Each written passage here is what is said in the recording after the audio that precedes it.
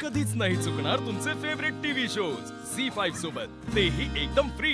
अगं ताई, हे शाळेतली समधी जण अधिपतीला भेटाय फॅक्टरीत गेले होते। त्यांनी लई कौतुक केलं म्हण ग। आता त्यामुळं अधिपती शाळा बंद कराय आडवे येत्याल। ही समधी सूत्र का नाही ती मास्तरीन घरी बसून हलवायल्या। त्यांना काय करायचं ते करू दे।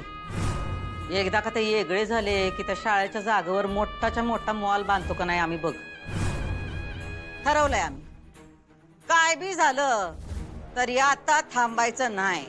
ताई, तू ठरवलीस का नाही तर काय बी करू शकतेस। तुझं डोसकं म्हणजे एवढं भारी आहे, एवढं भारी आहे का।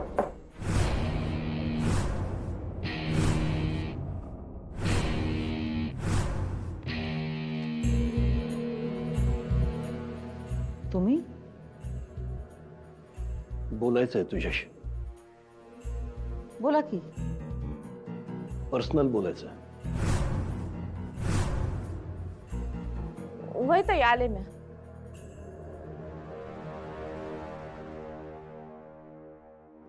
तुम्हाला काय पाहिजे होतं तर सांगायचं की आम्हाला, आम्ही आलो असतो।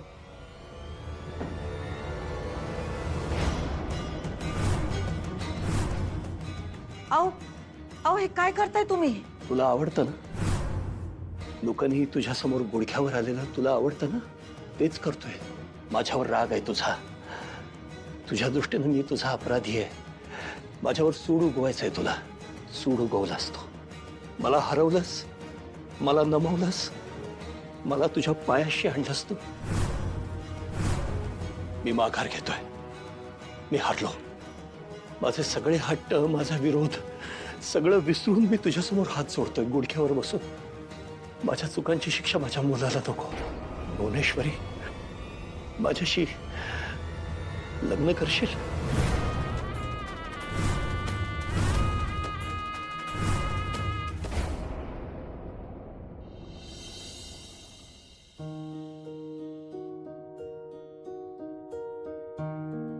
आई, हे बघ, हा बाबांचा आहे बिन साखरेचा, तुझा कमी साखरेचा आणि हा इरूचा।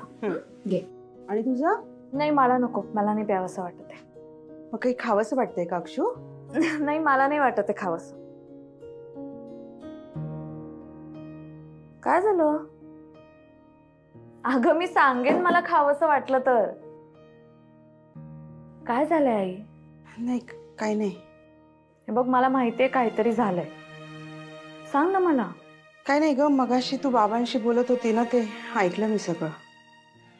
अधिपतींबद्दल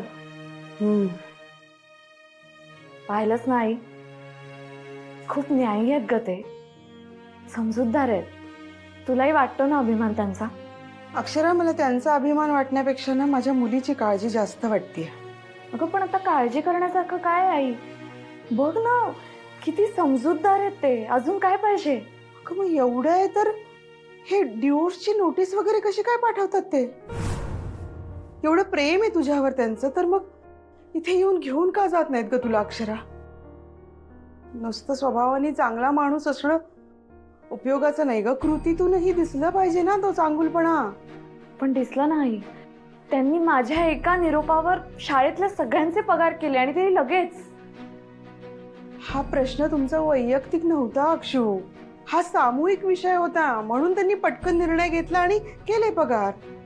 आई, हे बघ, सामूहिक असो किंवा काही, मला एवढंच कळतं की यातून त्यांची न्यायी वृत्ती दिसते आणि तू म्हटलीस तशी चांगली कृती पण दिसते। अक्षू, जगाच्या बाबतीत न्यायी असणारी माणसं गरजेचं नाही की आपल्या जवळच्या नात्यातही न्याय करतीलच। असं का वाटतं तुला? अक्षू, तू माझी मुलगी आहेस म्हणून नाही म्हणते ग, पण अधिपती जर लाखात एक असतील ना, तर तूही करोडोत एक आहेस। अधिपतींसारखा नवरा मिळणं हे जर तुझं भाग्य असेल, तर तुझ्यासारखी बायको मिळणं हेही त्यांचं भाग्य आहे। पण आपलं भाग्य आपल्याच हाताने डावलणारा माणूस दृष्टा कसा असू शकतो, न्यायी कसा असू शकतो? अक्षरा, तुझ्या एका निरोपावर आता जसा त्यांनी पटकन निर्णय घेतला आणि पगार केला ना, तसा स्वतःच्या संसाराच्या बाबतीत तर निर्णय का नाही घेऊ शकत ग? भुवनेश्वरी मॅडमला ठणकावून का नाही सांगू शकत ते की ही माझी बायको आहे आणि हिचाही या घरावर तेवढाच हक्क आहे, ही कुठेच जाणार नाही? का नाही सांगू शकत हे? त्यांनी जर असं केलं असतं ना तर मला खूप आनंद झाला असता अक्षू। पण डिवोर्स वगैरे नाही ग. मी तुला खरं सांगू काही, आम्हा दोघांचाही संसार नवीन आहे. आम्ही काय अनुभवी नाही आहोत, शहाणे नाही आहोत ग. काही चुका झाल्यात, त्यांच्याकडूनही झाल्यात, माझ्याकडूनही झाल्यात. पण आता आम्हाला त्या चुका सुधारायच्या, दुरुस्त करायच्या आहेत. आणि हे बघ ना, अशा चुकांमधून माणूस शिकतो, मॅच्युअर होतो. तुला नाही वाटत असं? आम्ही एकमेकांपासून दूर गेलो तेव्हा जाणीव झाली की आम्ही नाही राहू शकत एकमेकांशिवाय. आता जेव्हा परत एकत्र येऊ तेव्हा तेव्हा आम्ही घट्ट धरून ठेवू एकमेकांना. आम्ही समजून नाही घेतलं आई एकमेकांना. ही सगळ्यात मोठी चूक झाली आमची आणि त्यामुळेच भुवनेश्वरी मॅडम जिंकल्या. पण आता असं नाही होऊ देणार मी आता 1000 वेळा हरले तरी चालेल, पण मी माझ्या नवऱ्यापासून लांब नाही जाणार कधीच. आणि मला फक्त साथ द्या तुम्ही. तू बघ आई, तुझी मुलगी मानानं तिच्या घरी परत जाईल. बघ तू. अहो काय करताय तुम्ही? हरलो मी, थकलो. माझ्या मुलाचा संसार मोडलास. माझ्या चुकीची शिक्षा माझ्या मुलाला आणि सुनेला भोगायला लावतेस तू. असं नको व्हायला. तुम्ही अगोदर उठा बघू. उठा. नाही, तू हो म्हणा. अहो तुम्ही उठा. उठा.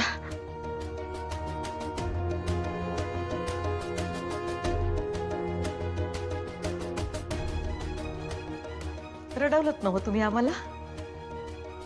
तू तर या घरात आल्यापासून रडवतेस मला. अहो पण आमच्या रडण्यात प्रेम आहे. आणि माझ्या रडण्यात जाऊ दे. हे बघ, मी तुझ्याशी जे काही वागलो, माझी चूक झाली. माझं सगळं चुकत आलंय आजपर्यंत. आणि खूप उशीर होण्याआधी मला माझी चूक निस्तरायची आहे. माझं घर मोडकळीला आलंय. मला ते उभं करायचंय. आणि ते तुझ्या मर्जीशिवाय शक्य नाही. म्हणजे जे काही आतापर्यंत झालं ते आपण विसरून जाऊया.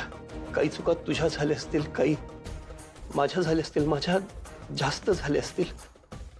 ते सगळं आपण सोडून देऊया. हां, काय आपण ते उगाळत बसलो तर हा गुंता कधी सुटणार नाही. मी मान्य करतो, मी हारलो.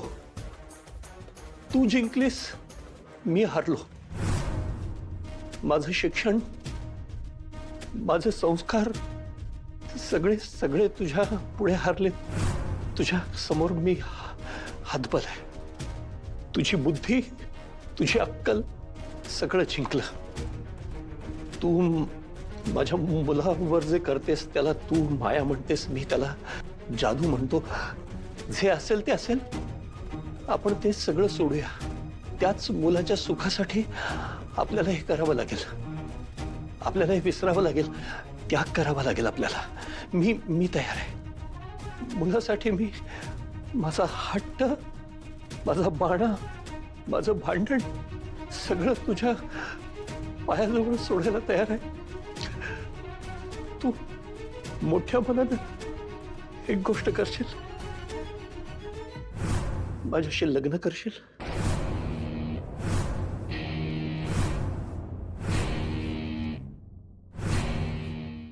झी 5 ॲप डाउनलोड करा आणि पहा सर्व एपिसोड्स एकदम फ्री.